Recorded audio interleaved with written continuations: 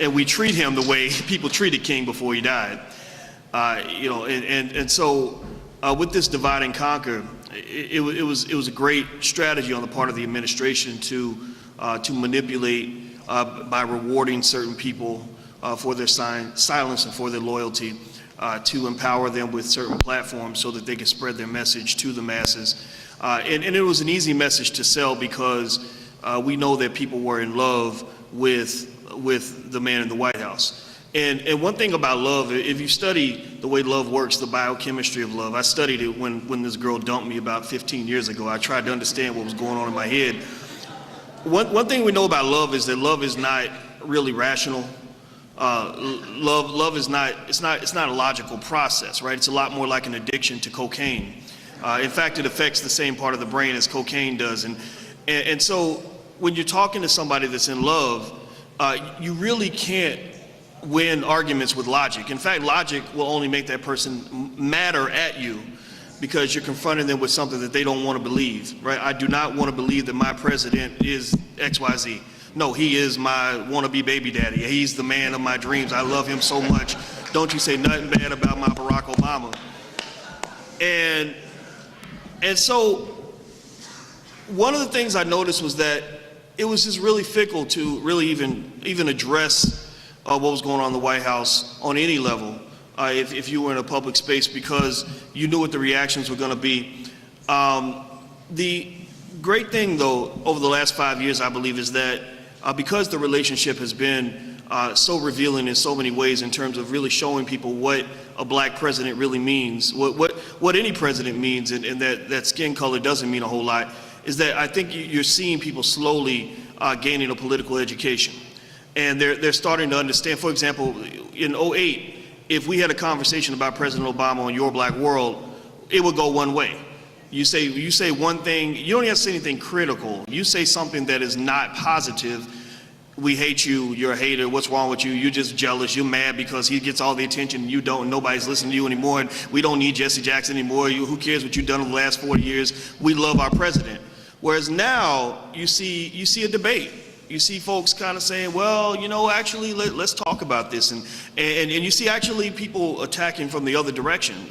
And so my argument has always been that, at least the position that I decided to take was, it's going to be very rare that I try to just confront what's happening in the White House directly. I don't think you can talk to individuals that are in love and use these kinds of arguments to really get them to understand where you're coming from. I do believe that human beings have a natural capacity to want the truth. I think they naturally gravitate toward the truth. And I think that by coexisting with whatever's happening in Washington and coexisting in a productive way can allow us to win the debate without even confronting the person that we know is serving to denigrate the people that we care about. And so, for example, if I want somebody to come and work with me and to start a business with me, and I know that they hate the corporate plantation, that they're being mistreated, they're being underpaid, they don't love their job, I'm not really gonna spend a whole lot of time talking about the job they have and why they hate it. I'm really just gonna say, well, let's look at the benefits of what we can do over here. And I find that approach, just showing this unapologetic love for black people, speaking the truth wherever it may lie, supporting the freedom of thought of black people, which has been severely oppressed since this president came into office, that you find people waking up and coming to their own conclusions in a positive way.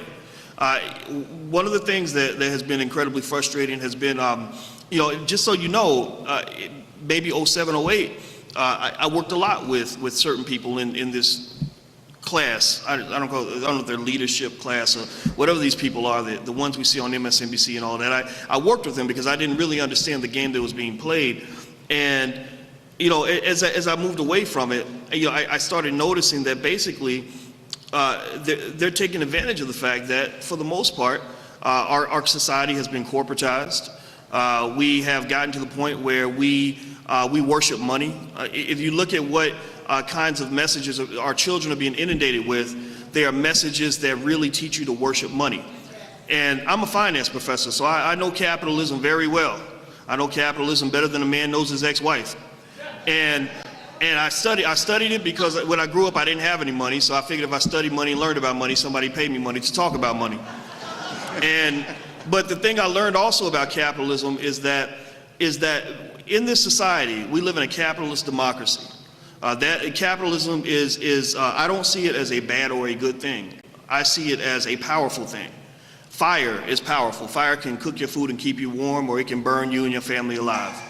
A drug can be powerful. A drug can either heal you and make you better, or it can turn you into an addict. Money can either liberate you, or it can turn you into a high-paid slave. We have a lot of celebrities with $500 million in the bank who are scared of their own shadow, scared to take a stand on anything because they're afraid of losing money. That's sick. I'm like, what the hell are you afraid of, Jay-Z? You have more money than Jesus. So my thinking is that in order to fight this battle, in order to fight this beast, I don't think we can avoid the beast of capitalism. I don't think we can run away from the beast. I don't think we can kill the beast. I really don't. I don't know if we can, but I don't know if we should. I don't know if we can. I'm not here to say that. But my thought was that maybe it's okay to try to see if we can ride the beast. And what I mean by that is, capitalism is not what's killing America. And just in case you don't know, economically, America is on its way to a slow death. Our value systems have eroded. If you look at what's going on in our government, we've got people that will let people die so that they can avoid paying an extra 0.5% in taxes. I mean, that's sick. You look at what's going on with the deficit, that's unsustainable. Every 6 months we have a budget crisis. We're this close to defaulting. We are in trouble, and it's not going to get better. There's no indicator I see right now that says that our situation as a country is going to improve economically, nothing at all. But I don't see capitalism as the beast. I see greed as the beast. I see unregulated capitalism as the beast. Because the thing is, when you allow capitalism to exist in an unregulated fashion, as we did during the administrations of Clinton and Bush, then you have things like what you saw on Wall Street, you know, with this excessive risk-taking and all these things that destroyed our economy. You have a scenario where you got people literally getting to that point where they literally engage in some sort of really sick financial gluttony. And I think that that's what's really destroyed the soul of our people. But given that we're in this capitalist bath, and I'm going to finish with this point, I would argue, at least this is a strategy I've been taking with Your Black World, is in my goal to educate the people, and I'm an educator by heart, and a lot of my friends are scholars and whatnot, and I'm trying to help them get off the plantation so they can get out and really do what they're supposed to do, which is teaching their community instead of going to the big white university that pays them the most money. I try to figure out how we can raise money, how we can make money, how we can set up ethical and responsible business models to make our activism sustainable. Because it's easier for me to get somebody to get out here and fight the good fight with me when I can say, look, don't worry about it. You know, this job is not going to make you rich, but I can at least make sure that your kids are fed, that you have a place to live, and you won't have to quit to go back to the corporate plantation you came from because you ran out of money. And so I think that when we're talking about raising money for very powerful initiatives like the Black Agenda Report, I think that maybe we should look at these broader economic models so that we can create scenarios that are economically sustainable so that we can use the tools of capitalism to confront people in the battle that we're in. Because if you try to fight a battle on a capitalist field and you don't understand capitalism, it's a lot like trying to win a football game by playing basketball. It ain't gonna work. You can win by playing better basketball, maybe a more responsible style of basketball. And so, because think about this, our minds, if you look at the way our minds are enslaved as black people, you can point right back to the capitalist entities that control the things that our people absorb. Enemy number one, Clear Channel and BET. They put all that shit on the radio that tells all our kids, all our young boys to grow up hating women and wanting to bling and ball and floss and shine and kill each other and get high on drugs and all these other stupid things. And so the question is, how do you deal with that? How do you confront that? Maybe you get the money so you can push messages that counter what they're hearing on the radio every day. If you look at what's happening with MSNBC, all they're doing is they're just marketing a message that people are buying into. And again, when you're talking to black folks, you're talking to people that are in love, and you're talking to people who are used to living on faith.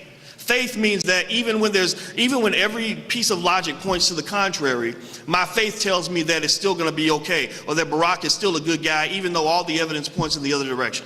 So ultimately, at the end of the day, if we're going to solve these problems in a 21st century format, in the 21st century framework. We got to come up with 21st century solutions. That means that we have to rethink everything from the bottom up to the top down. And the first rule number one is that every person of color is not our friend. If we don't know that by now, then we should know it already.